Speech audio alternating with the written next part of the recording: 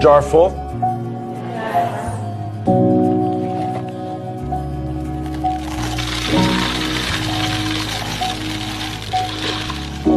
And is it full now?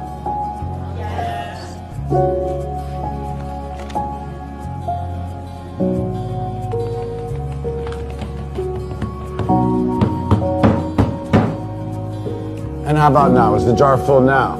Yes. Now I want you to recognize that this jar represents your life.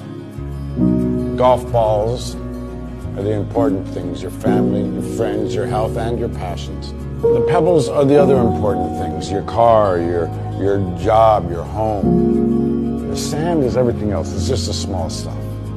Now if you put the sand in the jar first, you won't have room for the pebbles or the golf balls. The same is true in life. If you spend all your energy and your time on the small stuff, you won't have time for all the really important things that matter to you.